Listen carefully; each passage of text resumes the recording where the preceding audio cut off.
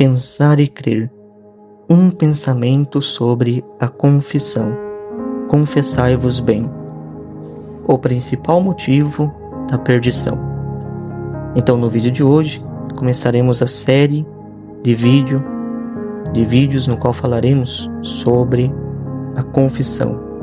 E hoje falaremos o principal motivo da perdição, do qual será a narração do livro do padre Luiz Chiavarino, no qual ele dialoga com o seu discípulo. E diz assim: o discípulo pergunta: poderia explicar-me a razão deste pensamento? Mestre, chamei-o assim por causa do fato seguinte. Conta-se certa moça, tendo caído por desgraça num desses pecados que tanto envergonham na confissão, vivia triste e desconsolada. Passaram-se assim muitos meses, sem que nenhuma das companheiras da coitada descobrisse a causa de tanta aflição. Nesse interim, aconteceu que a sua melhor amiga, muito virtuosa e devota, morreu santamente. Uma noite, a chamam pelo nome. Quando esta, no melhor do sono, reconhece perfeitamente a voz da amiguinha, morta, que foi repetindo: confesse-se bem, se você soubesse o quanto Jesus é bom. A moça tomou aquela voz por uma revelação do céu, criou coragem e decidida confessou o pecado, que era a causa de tanta vergonha e de tantas lágrimas. Naquela ocasião, tamanha foi a sua comoção, tão grande o seu alívio que depois disso, contava o fato a todo mundo e repetia por sua vez: experimentem e vejam o quanto Jesus é bom. O discípulo pergunta: muito bem, acredito nisso plenamente, porque já fiz mais de 100 vezes a experiência de tal verdade. E o mestre diz: pois então, agradeça a Deus de todo o coração e continue a fazer boas confissões. Ai daquele que envereda pelo caminho do sacrilégio. É essa a maior desgraça que nos pode acontecer, porque dela não teremos mais a força de nos afastar, e assim prosseguiremos, talvez até a morte, precipitando-nos no abismo da perdição eterna. É assim tão nefanda uma confissão mal feita? É o primeiro e principal motivo, a causa capital da perdição. Sério? Assim é, infelizmente, são as confissões mal feitas e o motivo pela qual tantas pessoas perdem suas almas e vão para o inferno. Mas não há exagero nisso tudo, dizer que as almas se perdem por causa das confissões mal feitas? Exagero nenhum, e nem sou eu quem o diz. Afirmam os santos, que melhor conhece as almas. E Santa Teresa, em uma visão, viu. Estava a santa rezando, quando de repente abrem-se diante dos seus olhos uma voragem profunda, cheia de fogo e de chamas, e nesse abismo precipitam-se com abundância, como deve, no inverno, as pobres almas perdidas.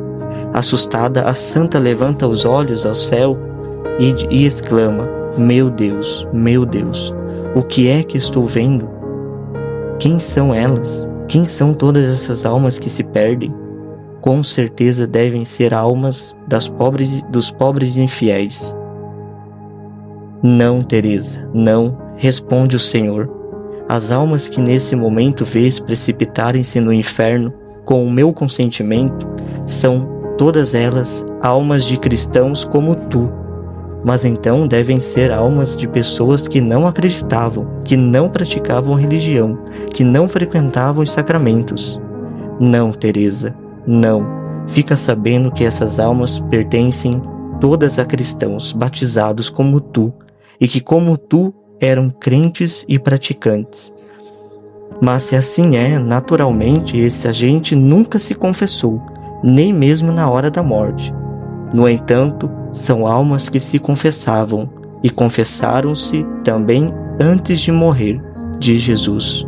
Por qual motivo então, ó meu Deus, são elas condenadas? São condenadas porque se confessaram mal. Vai Teresa, conta todas estas visões e recomenda aos bispos e sacerdotes que nunca se cansem de pregar sobre a importância da confissão e contra as confissões mal feitas, a fim de que os meus amados filhos não transformem o remédio em veneno, a fim de que não se sirvam mal desse sacramento, que é o sacramento da misericórdia e do perdão. Pobre Jesus! São assim tão numerosas as confissões mal feitas? Santo Afonso, São Felipe Neri, São Leonardo de Porto Maurício afirmam de forma unânime que, infelizmente, o número das confissões mal feitas é incalculável. Eles, que passaram a vida no confessionário e à cabeceira dos moribundos, sabem dizer a pura verdade. E nós que erramos de terra em terra, pregando exercícios e missões, somos obrigados a confirmar a mesma coisa. O célebre padre Sarnelli, na sua obra O Mundo Santificado, exclama: infelizmente, são incalculáveis as almas que fazem confissões sacrílegas. Sabem disso, em parte, os missionários de longa experiência, e cada um de nós virá sabê-lo com grande pasmo no Vale de Josafá. Não só nos grandes capitais, mas nas cidades menores, nas comunidades, no meio daqueles que passam por piedosos e devotos, encontram-se em grande número os sacrílegos. O padre Tranquilini, da Companhia de Jesus, tendo sido chamado à cabeceira de uma senhora gravemente enferma, acode com solicitude e a confessa, mas, chegada a hora da absolvição, ele sente qualquer coisa que, como se fosse uma mão de ferro, o impede de prosseguir. Minha senhora, diz ele, talvez se tenha esquecido de alguma coisa. Impossível, padre, estou me preparando há 8 dias. Depois de algumas preces, tenta uma segunda vez, mas a mesma mão o impede de novo. Desculpa, minha senhora, replica o padre, talvez a senhora não ouse confessar algum pecado. O que diz, padre? Isso me ofende. Como pode supor que eu queria cometer um sacrilégio? Torna a tentar pela 3ª vez a absolvição, e ainda uma vez aquela força invisível o impele de agir.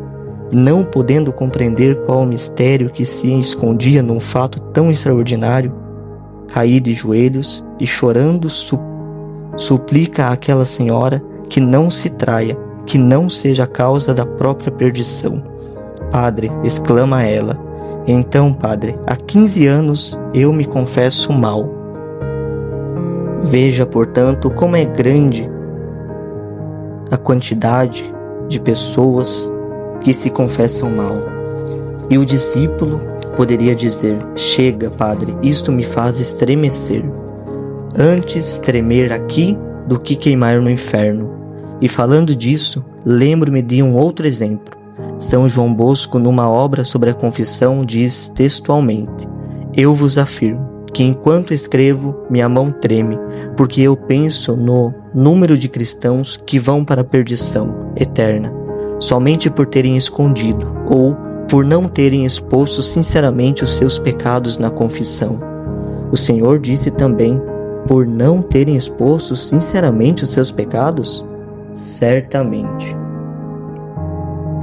Aquele que, por exemplo, confessa só os maus pensamentos, quando além disso cometeu ações ou atos impuros, aquele que confessa ter cometido tais atos sozinho, quando os cometeu com outros, aquele que esconde o número reconhecido de suas faltas, aquele que, interrogado pelo confessor, não diz a verdade, todos esses fazem más confissões.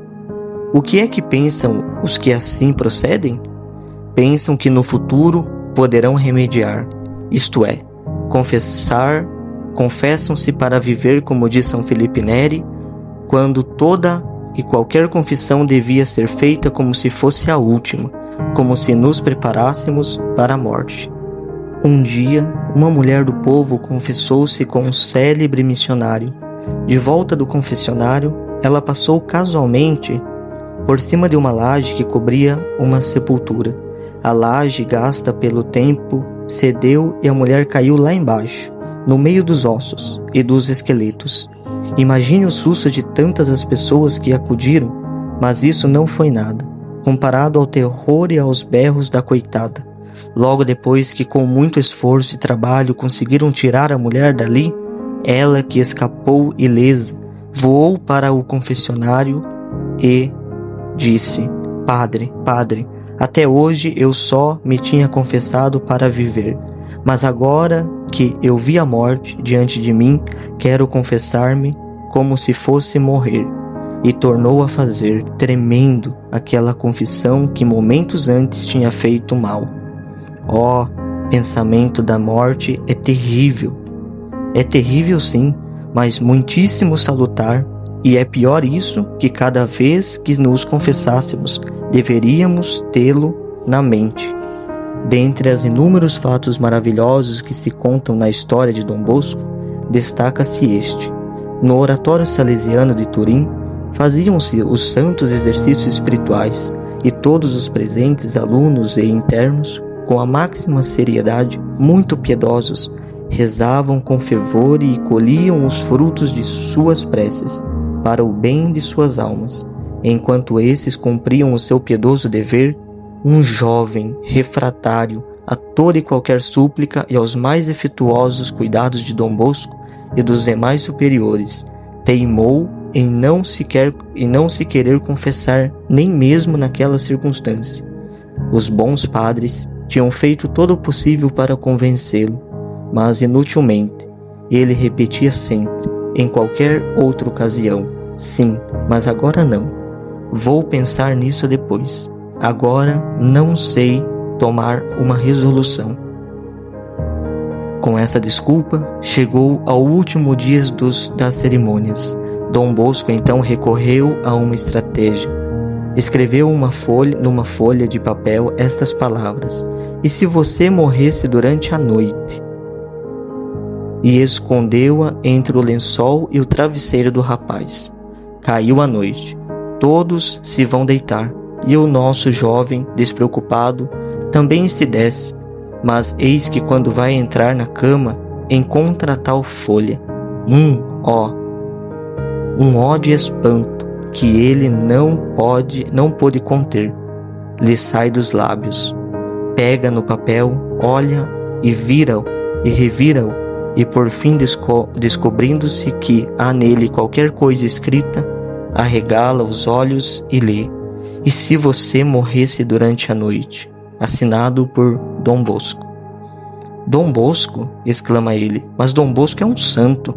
Ele conhece o futuro. Talvez aconteça isso mesmo. E se eu morresse durante a noite? Mas eu não quero morrer. Não. Quero viver, quero viver. E enquanto isso, para que os companheiros não reparem, ele se deita, cobre-se e, cheio de coragem, tenta pegar no sono. Qual nada.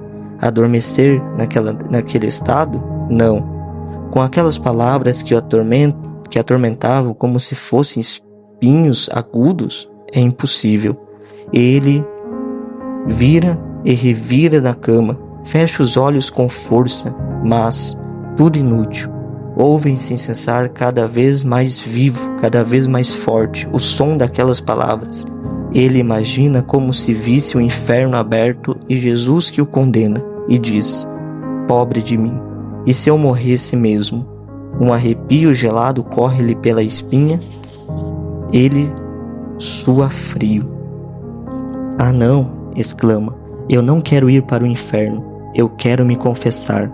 Invoca a proteção de Maria Auxiliadora, do seu anjo da guarda, e depois decidido veste-se, sai devagarzinho, desce a escada, atravessa corredores, sobe para o quarto de Dom Bosco e bate na porta. Dom Bosco, que como bom padre o esperava, abre a porta. Quem é você? A estas horas? O que é que você quer? Ó Dom Bosco, eu quero confessar-me. À vontade, se você soubesse com que ansiedade eu o esperei.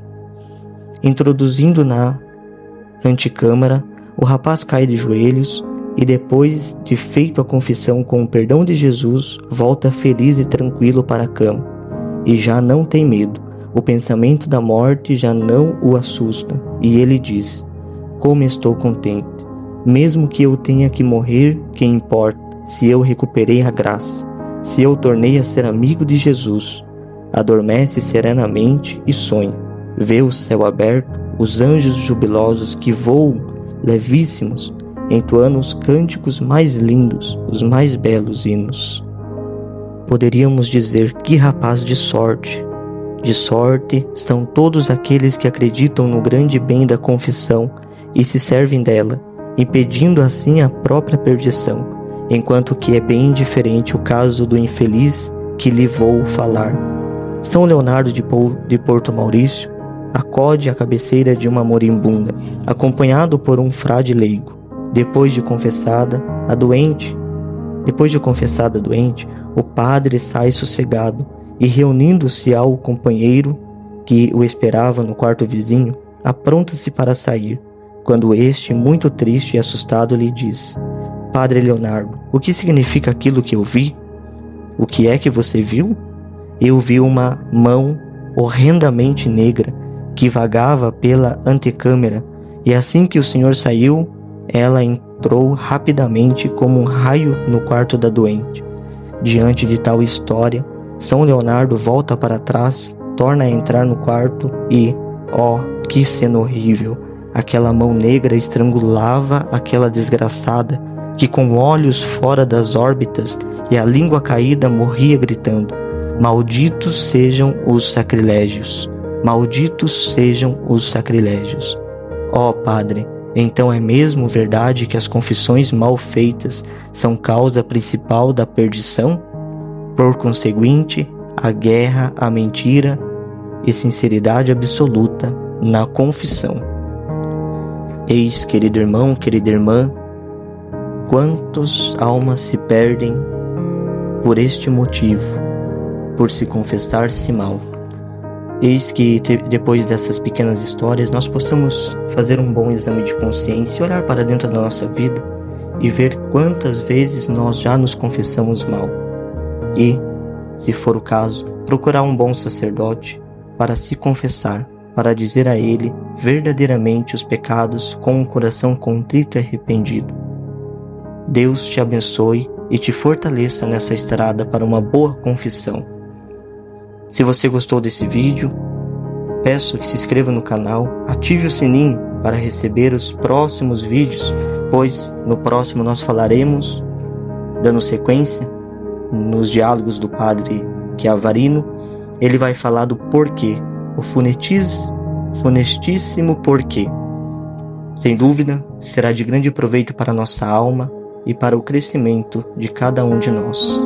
Deus te abençoe.